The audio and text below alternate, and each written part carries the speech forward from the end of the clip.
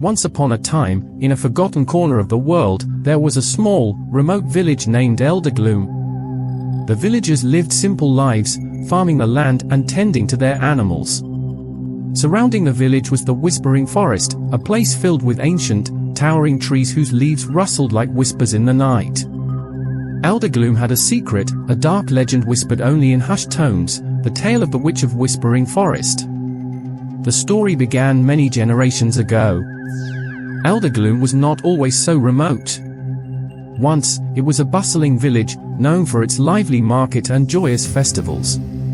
But everything changed when a stranger arrived. She was a woman of extraordinary beauty, with hair like midnight and eyes that glinted with a strange, otherworldly light.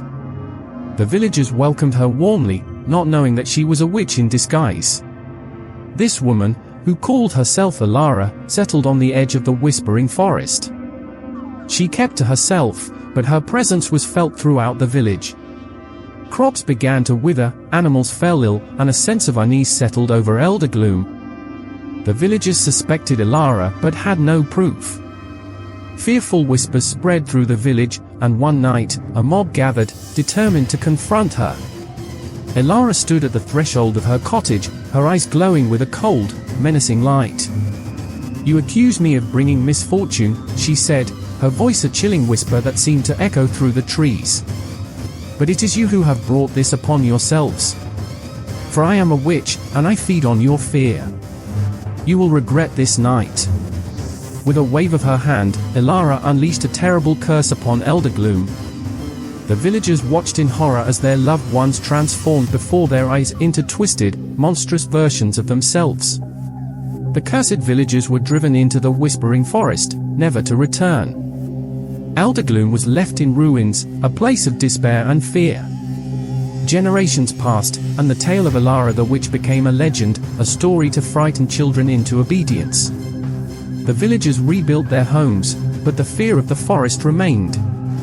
No one dared to venture into the Whispering Forest, for it was said that the cursed villagers still roamed its depths, and Alara's spirit lingered, seeking vengeance. In the present day, Eldergloom was a shadow of its former self. The villagers lived in constant fear, their lives governed by superstition. Among them was a young girl named Lyra, who had always been fascinated by the stories of the past. She was determined to uncover the truth about Alara and the curse that had plagued her village for so long. One night, under the light of a full moon, Lyra decided to venture into the Whispering Forest. She was armed with nothing but her courage and a small, enchanted pendant given to her by her grandmother. "This will protect you," her grandmother had said, pressing the pendant into her hand. "But beware, child. The forest is alive with darkness." As Lyra stepped into the forest, the trees seemed to close in around her, their leaves rustling with ghostly whispers. She followed a narrow, winding path that led deeper into the heart of the forest. The air grew colder, and strange, shadowy figures flitted through the trees. Lyra clutched the pendant tightly, feeling its warmth against her skin. Hours passed, and just as Lyra began to lose hope, she stumbled upon a clearing. In the center stood a decrepit, ivy-covered cottage. This was Alara's home, untouched by time. Lyra approached the door, her heart pounding in her chest. As she reached out to open it, the door swung open on its own, revealing a dimly lit interior. Lyra stepped inside, her eyes adjusting to the gloom. The cottage was filled with strange, arcane objects, jars of mysterious substances, ancient tomes, and odd trinkets. In the center of the room stood a large cauldron, bubbling with a dark, viscous liquid. As Lyra approached, she felt a presence behind her. She turned slowly, and there stood Alara, her eyes glowing with the same cold, menacing light. "You are brave to come here, child," the witch said, her voice echoing through the room. "But bravery alone will not save you." Lyra took a deep breath and held up the pendant. "I am here to lift the curse," she said, her voice steady despite her fear. "Eldergloom has suffered for too long." Alara's expression softened, and she let out a low, haunting laugh.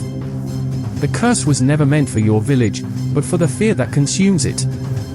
Fear feeds my power, and as long as it exists, so will I.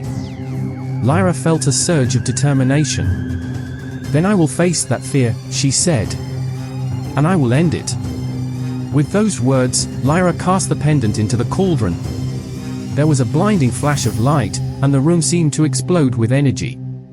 Alara screamed, a sound of pure rage and agony, and then she was gone. The cottage, too, began to dissolve, and Lyra found herself standing alone in the clearing, the forest eerily silent around her. As Lyra made her way back to Eldergloom, the first light of dawn breaking through the trees, she felt a sense of peace. The curse was lifted, and with it, the fear that had gripped her village for so long. When she emerged from the forest, the villagers gathered around her, their faces filled with awe and relief. Eldergloom began to heal, and the whispering forest was no longer a place of fear, but of wonder. Lyra became a hero, her bravery a beacon of hope for generations to come. And though the legend of Alara the witch would be told for many years, it was no longer a tale of terror, but of the courage to face the darkness and emerge victorious. And so, the story of Eldergloom and its brave young savior lived on, a testament to the power of courage and the enduring spirit of hope.